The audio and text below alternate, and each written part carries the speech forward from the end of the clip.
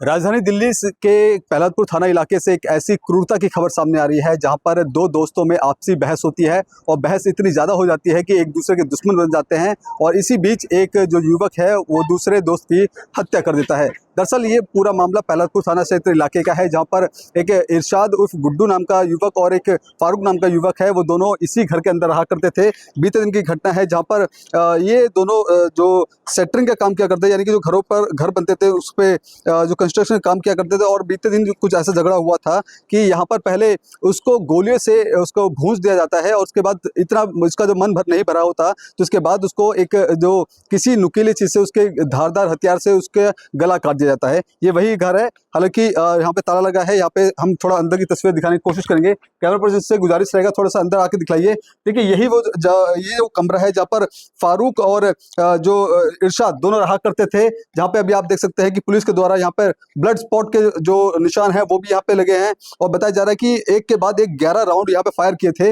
बताया जा रहा है कि इस पूरी घटना ने ये जो पूरी घटना है रात को तकरीबन 1:15 के आसपास पुलिस को सूचना मिलती है। तमाम आला अधिकारी आते हैं, फॉरेंसिक टीम आती है, जहाँ पर देखिए ब्लड अभी भी पड़ा हुआ है। तो समझिए कि जो झगड़ा है वो बेहद ज्यादा हुआ होगा, पूरा ब्लड पड़े हुए हैं। यहाँ पे भी देखेंगे ब्लड स्पॉट है। तो इस पूरे घर के अंदर हालांकि अभी जल्द ही ये घर बना है और इसी घर के अंदर रहा करते थे, कंस्ट्रक्शन का काम करते थे और बताया जा रहा है कि कहीं उनका काम चल भी रहा था, जिसको जब ये काम खत्म करके रात को घर पे आते हैं, किस बात को लेकर वाद विवाद हुआ था ये इस बात की अभी पूरी पुख्ता जानकारी पुलिस द्वारा नहीं दी गई है। लेकिन जो घटना है वो कहीं ना कहीं क्रूरता की जो हदें हैं वो पार कर देता है। बताया जा रहा है कि पहले आपसी झगड़ा होता है बातों बातों में और उसके बाद जब जो झगड़ा इतना ज्यादा बढ़ जाता है तो जो इरशाद है उस पर गोलियों से हमला कर दिया जाता है और एक दो गोलियां नहीं बल्कि 11 राउंड फायर किए जाते हैं। और इसके बाद जब जो फारूक है उसका इतने में मन नहीं भरा होता तो उसके बाद उसकी किसी धारदार हथियार से उसका गला रेत दिया जाता है।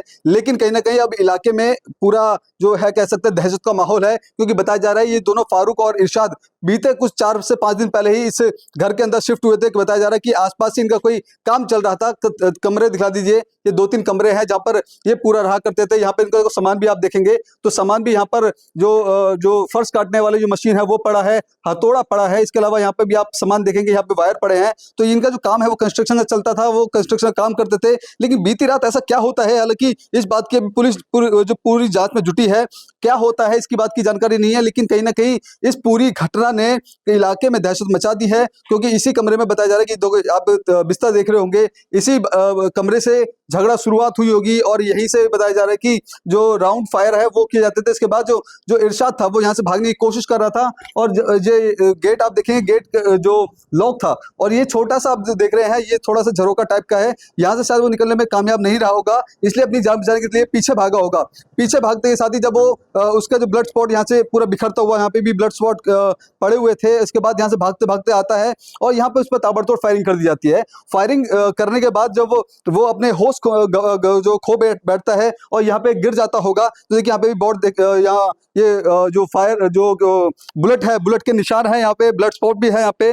तो जब ये पूरी घटना हुई थी, जब इरशाद पूरा बेहोश हो गया होगा, तब किसी बताएगा कुछ चेन था जिससे चेन के जरिए उसकी दर्दनाक तरीके से गला काटकर हत्या कर दी। लेकिन फिलहाल आपको बता दें कि पुलिस इस मामले की गहन जांच कर रही है, क्योंकि इस बात की जब जानकारी पुलिस को पीसीआर के द्वारा मिलती है तो यहाँ पे तमाम आला अधिकारी, यहाँ के डिस्ट्रिक्ट के डीसीपी यहाँ पे मौके पहुंचते हैं, फॉरेंसिक टीम यहाँ पहुंचते हैं और हर एक एंगल से जांच कर रहे थे कि इसके पीछे क्या विवाद था, क्यों आखिरकार जो दो दोस्त जो लंबे समय से बताया जा रहे हैं कि आपसी दोस्त में रहते थे और कोई मिलजुल कर काम किया करते थे, और बीते दिन ऐसा क्या होता है, इसके पीछे की और की क्या कहानी थी, इस पूरे एंगल की जांच है दिल्ली पुलिस कर रही है और जल्द ये आश्वासन दिया है कि इस पूरे मामले की जो तह है वो खुल पाएगी। फिलहाल आपको बता दें कि इरशाद इस पूरी घटना में उसकी मौत हो गई है, लेकिन फारूक है उसको प्राथमिकी जांच देने के बाद वो अभी ठीक है। इसके अलावा पुलिस ने उसको हिरासत में लेकर पूछताछ करी है और जल्द ही खुलासा होगा कि आखिरकार इस पूरी घटना के पीछे आखिरकार वजह क्या थी। लेकिन तस्वीर आपको दिखला दीजिए, इसी पीछे थोड़ा तस्वीर तस्वीर करके दिखाइए जहाँ पर